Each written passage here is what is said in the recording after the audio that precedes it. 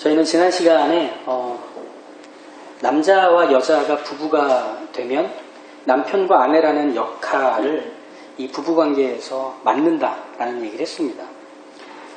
이 부부관계의 독특함이라는 것은 무엇이냐면 남자와 여자가 부모를 떠나서 한 몸이 되는 일입니다. 한 육체가 되는 겁니다.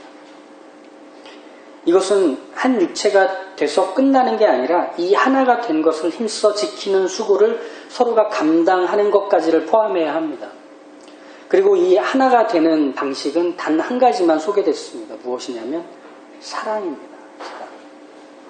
즉 부부관계는 사랑으로만 하나됨을 지켜가는 아주 독특한 관계입니다. 하나됨을 지키는 사랑이라는 것을 우리는 지난 시간에 아내는 남편을 복종하는 것, 또 오늘 우리가 보게 되는 남편은 아내를 사랑하는 것, 이것을 남편과 아내라는 역할 안에서 책임지는 것, 이게 바로 하나됨을 지켜가는 일입니다.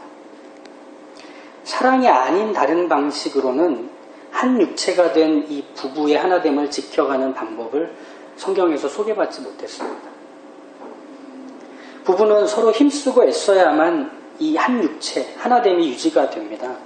하나님은 부부관계 안에서 남편과 아내가 하나가 된 자리로 몸과 머리라고 설명을 해줍니다. 이건 창조의 원리죠. 하나님께서는 남자와 여자가 부부관계를 통해 한 몸을 이루게 하시는 주체이십니다. 그리고 한 몸을 지켜가게 하시려고 역할을 주시되 각기 다르게 주십니다. 이건 하나님의 지혜와 작정 안에서 주신 역할입니다. 그래서 왜 복종인가? 왜 사랑인가? 하는 것에 대해 하나님께서 이 관계를 지켜나가기 위한 것으로 각자에게 주셨다는 것 외에는 저희가 더 말해야 될 내용들은 사실은 없습니다. 고린도전서 12장 18절에 이런 말씀을 저희에게 지금 해줍니다. 그러나 이제 하나님이 그 원하시는 대로 지체를 각각 자기 몸에 두셨으니 라고 합니다. 그래서 몸은 몸으로, 머리는 머리로 그 역할을 하나님이 각각 주셨다는 것이죠. 그래서 이 하나님의 작정하심 속에서 이 역할이 각기 다르게 맡겨진 자리 안에서 우리는 복종과 사랑이라는 책임을 지게 됩니다. 그래서 지난 시간에 얼마나 아내들이요 힘드셨습니까? 한 몸을 이루기 위해서 아내는 복종해야 한다고 제가 계속 말하면서 참 그랬습니다. 맡겨진 책임을 진다는 건 내가 지고 있는 일이 아니기 때문에 우리는 쉽게 얘기할 수 있습니다. 하지만 그걸 맡고 있는 당사자에게는 결코 만만치 않습니다. 그 남편의 아내로 복종이란 책임을 지는 것은 하나됨을 지켜가는 일이기 때문에 쉬운 일은 아니죠. 그래서 지난 주일 예배 끝나고 저희 집사람이 저한테 몰래 와서 다정하게 당신이 나의 십자가예요 하고 가거든요. 그게 얼마나 피맺힌 절규인지 저는 압니다. 부부관계라는 것은 시작하는 것도 쉽지 않습니다. 서로가 많은 합의를 거쳐야 되고 진심을 확인해야 하고 그리고 사랑으로 이것을 해내겠다는 의지 속에서 결혼하게 됩니다. 근데 결혼하고 나서가 더 힘듭니다. 다 결혼하신 분들은 경험하시지 않습니다. 혼자면 하지 않을 일을 해야 하기 때문에 혼자면 생각할 이유 없는 것들을 생각하기 시작해야 하기 때문입니다. 즉 가보지 않은 길을 가는 자리에 이 부부의 관계, 결혼 생활이라는 것은 올려져 있기 때문입니다. 혼자서 둘이 되는 것도 힘든데 부부가 되어 한 몸을 이루는 건 그만큼 더 쉬운 일이 아니죠. 그래서 지난 시간에 아내가 복종하는 일이라는 것은 남편을 향하여 굴복하고 그 지배를 받으라는 뜻이 아니라 이 복종이라는 것은 말하자면 이런 겁니다. 그 머리에 몸으로서 하는 분주함, 이게 복종입니다. 그 머리에 몸으로서 하는 분주함.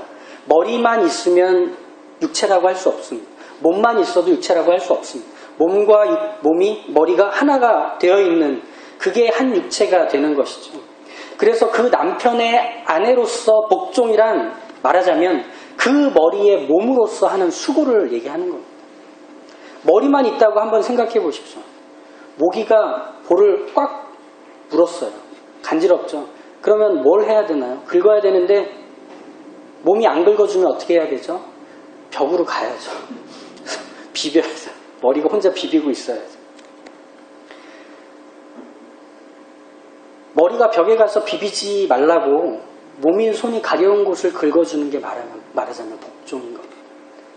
그러니까 굴복하고 엎드리라는 뜻이 아니라 아내의 책임을 져서 그 머리에 몸으로 살겠다는 겁니다.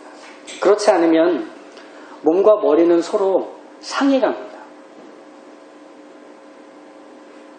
그래서 아내의 자기 남편을 향한 복종은 한 몸을 지켜가기 위한 책임이라고 생각하시면 됩니다. 그리고 이제 오늘 우리가 보게 되는 남편의 역할에 대한 이 성경의 권면은 잠도 안 왔습니다, 어제. 너무 설교하고 싶어가지고 이거 하고 하늘나라 가야지. 25절을 보시면 남편들은 아내 사랑하기를 그리스도께서 교회를 사랑하시고 그 교회를 위하여 자신을 주신같이 하라, 이렇게 권면합니다. 자, 이 권면에서 우리가 주목해서 봐야 하는 것은 남편에게 아내를 사랑하는 책임을 얘기할 때 단순히 아내를 사랑해라 라고 하는 것으로 끝나지 않는다는 겁니다. 뒤에 뭐가 붙게 되죠? 그리스도가 교회를 사랑하시듯 남편들의 아내를 사랑하라, 이렇게 얘기합니다. 사랑은 어떤 사랑인지 이미 규정이 되어 있는 겁니다. 아마도 바울은 이 권면을 할 때 이런 걸 염두했을 거라고 여겨집니다. 남편이 아내를 향해서 사랑을 하는 것은 내가 할 수 있는 방식으로 사랑하는 경우가 많기 때문입니다. 내가 하고 싶을 때 내가 할 줄 아는 걸로 사랑하는 경우가 있기 때문입니다. 그래서 이 정도면 됐겠지 하는 표정을 지을까봐 같은 남자로서 바울은 택도 없다는 듯 앞뒤를 딱 막아버립니다. 그러니까 적은 내부에 있는 거죠. 같은 남자끼리 거기를 도망가지 확 잡아 끄는 거죠. 그건 무엇이냐?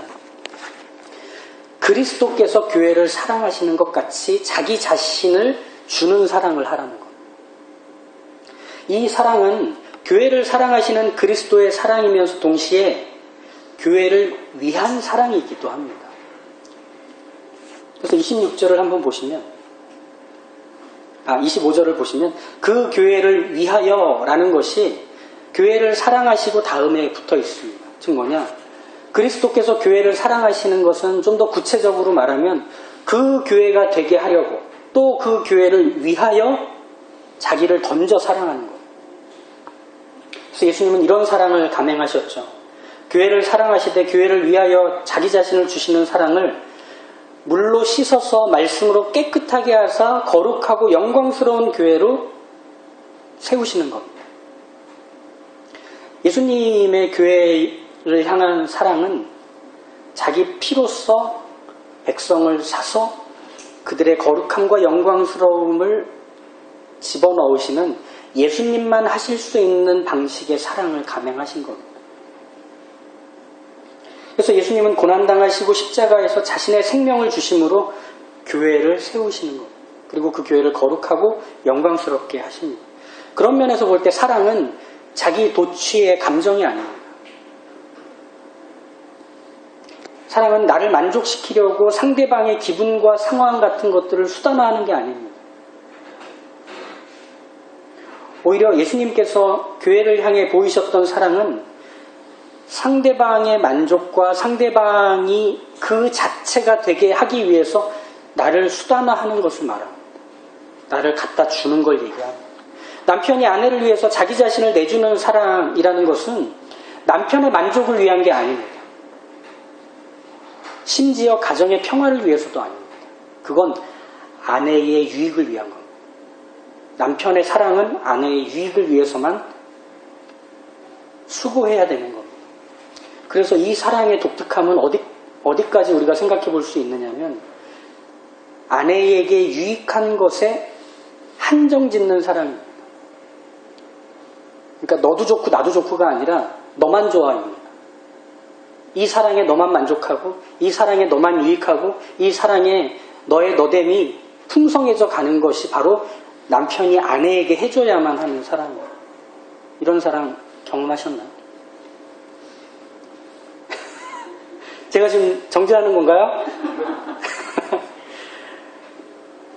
교회는 그리스도를 통하여 좀 더 나아지고 어떤 유익들이 보탬처럼 채워지기 위해 그리스도가 교회를 향해 자기 자신을 주시는 게 아닙니다.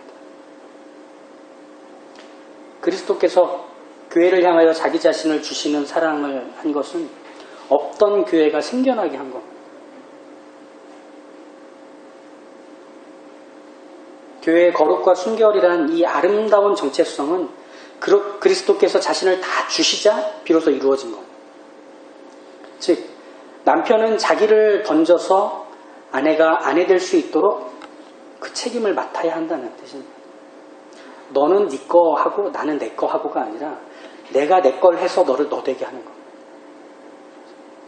남편이 아내를 사랑하는 이 책임이란 아내를 행복하게 해주는 것뿐 아니라 아내를 위하여 자신을 주되 아내 되게 하기 위해서 자기를 주는 걸 얘기하는 겁니다. 이런 것들까지로 이어가야 합니다.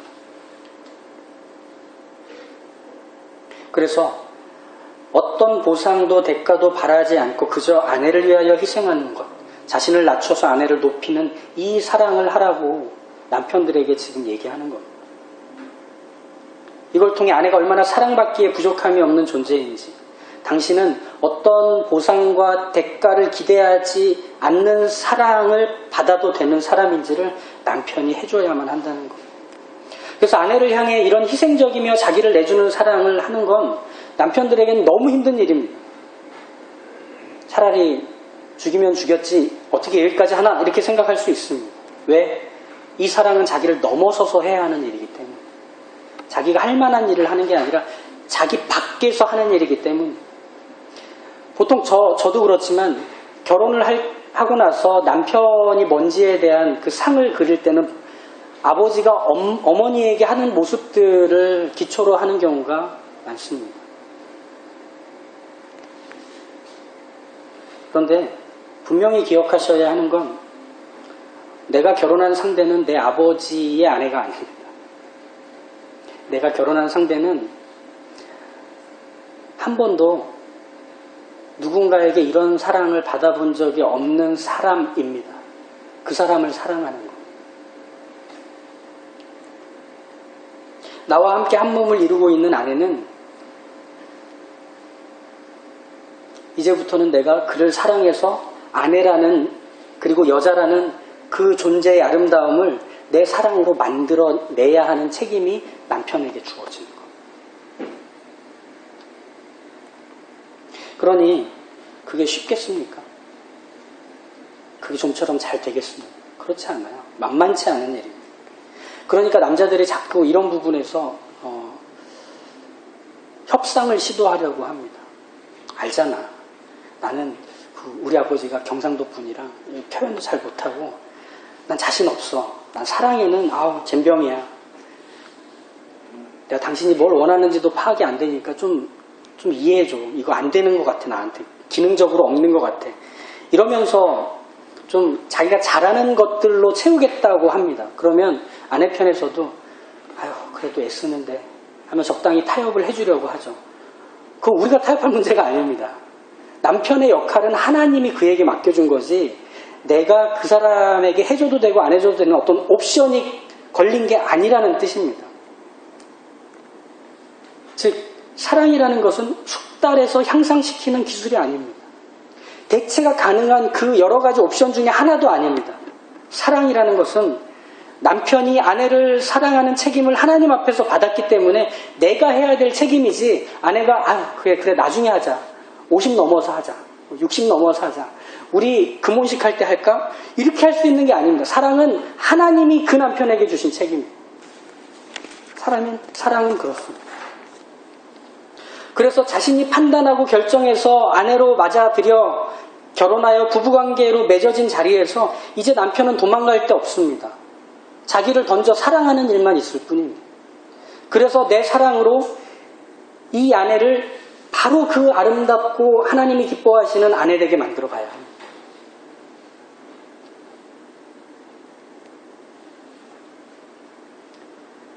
그렇기 때문에 구체적으로 그 사랑을 감당한다는 것은 이런 것이 되지 않을까 싶습니다.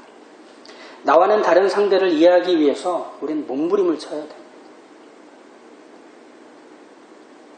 하고 싶은 말을 삼켜야 하고 그 상대방을 소중히 여기되 그렇게 여기고 싶지 않은 내 표정과 말의 재갈을 물리기까지 해야 합니다. 깨지기 쉬운 그릇같이 소중히 여겨주어야 한다는 뜻입니다. 혹시라도 습관이 되어버린 아내의 마음을 아프게 만드는 것들이 내게 있을까 싶어 결벽증 같은 마음으로 체크하고 살펴야 합니다.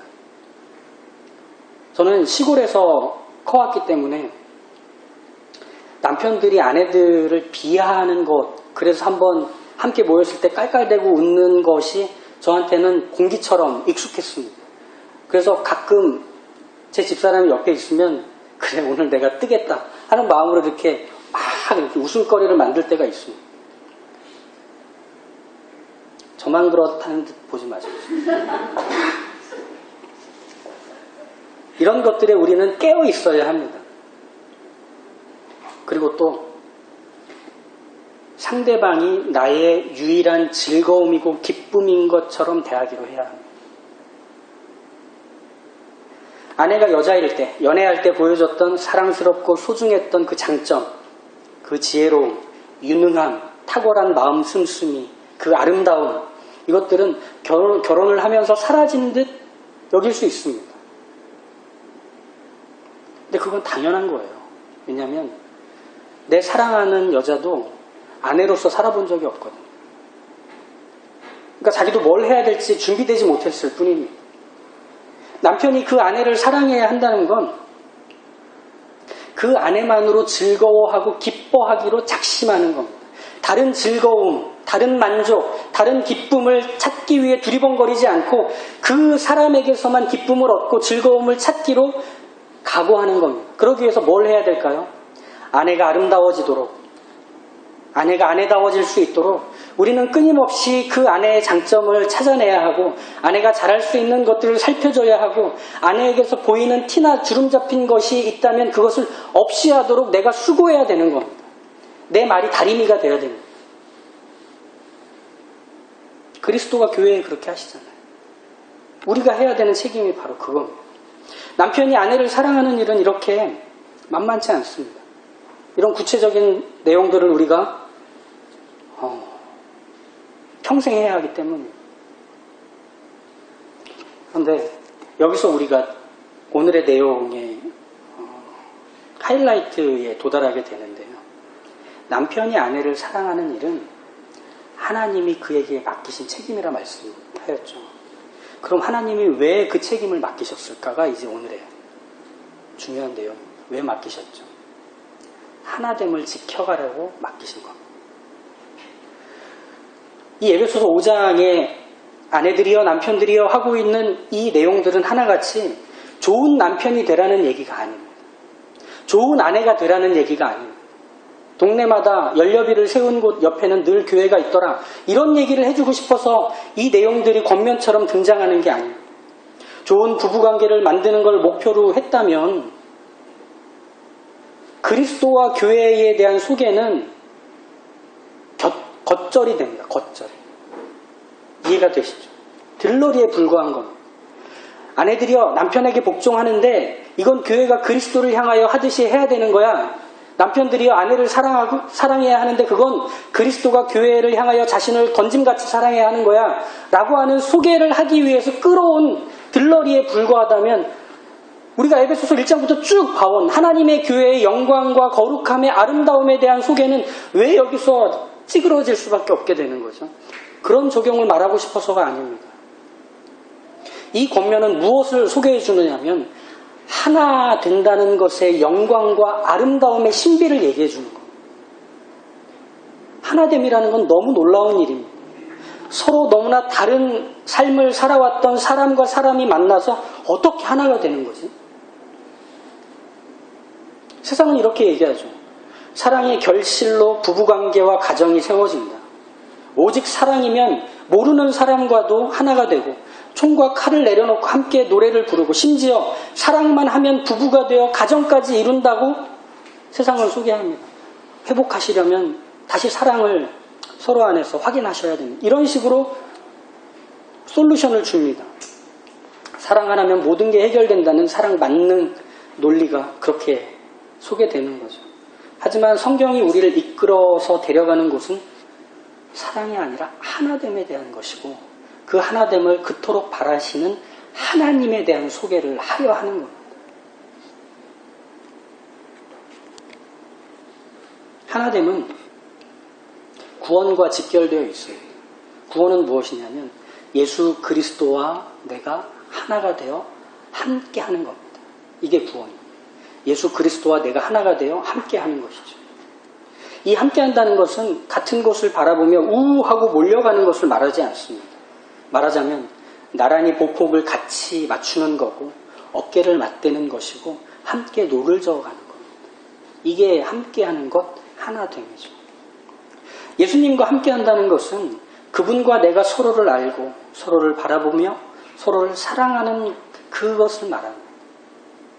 구원은 끊임없이 그리스도와 깊이 하나가 되어가는 것. 이것입니다. 그렇다면 이 예수님과의 하나됨은 누가 이루셨죠? 하나님 아버지가 이루셨습니다.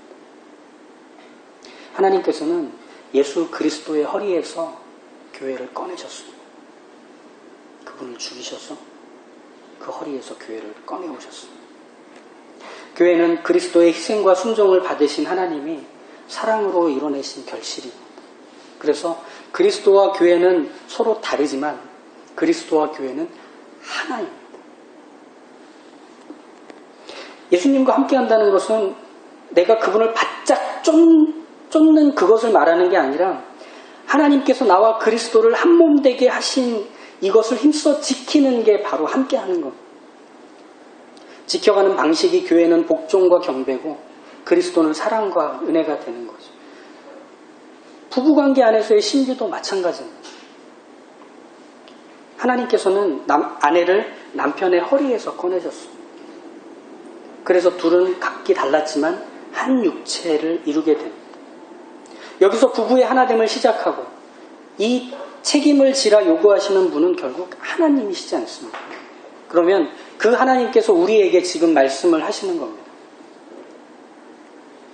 너희가 하나 되는 것은 나의 소망이며 의지이며 내 기쁨이다 라고 얘기하시는 겁니다.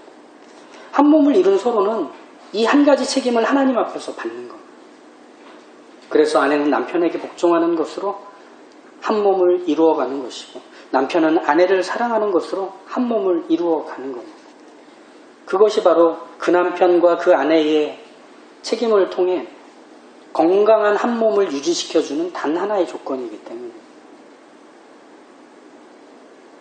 결혼이라는 것은 내가 좋아서 한 일입니다. 내가 사랑하고 좋아서 집에 들여보내고 싶지 않아요. 30분만, 1시간만.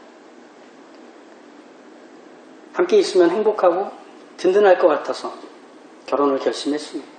하지만 내가 기대했고 꿈꿨던 일은 결혼이 만들어주는 게 아니에요. 결혼하게 되면 그게 다 자연스럽게 확 열린다고요? 결혼식장에서 어른들 표정 보면 압니다. 너도 들어왔구나. 그 문은 닫히지 않는단다. 지금이라도 늦지 않았으니. 이런 표정 다 지으시잖아요. 결혼 생활이라는 건 혼자 있으면 할 필요가 없는 일들을 해야 하고 생각을 해야 하고 자기를 쏟아 부어야만 합니다. 서로가 결혼 생활을 위해 몸부림을 치고 애를 써야 그나마 부부관계와 가정이 지켜집니다. 하지만 섭섭하고 지칠 때가 있습니다. 나 혼자 하는 건가? 언제까지 해야 하는 건가? 오늘의 말씀이 바로 그런 마음에 대한 위로였으면 좋겠습니다. 여러분에게 맡겨진 책임은 하나님이 주신 겁니다. 여러분이 지금 지고 있는 그 고민과 답답함과 풀려지지 않는 현실들은 하나님이 함께 하시는 자리입니다. 부부관계는 하나님이 시작하셨으니 하나님이 책임지실 겁니다. 그래, 내가 못해서 이렇게 된 거구나 라며 내 잘못으로 돌렸던 자리.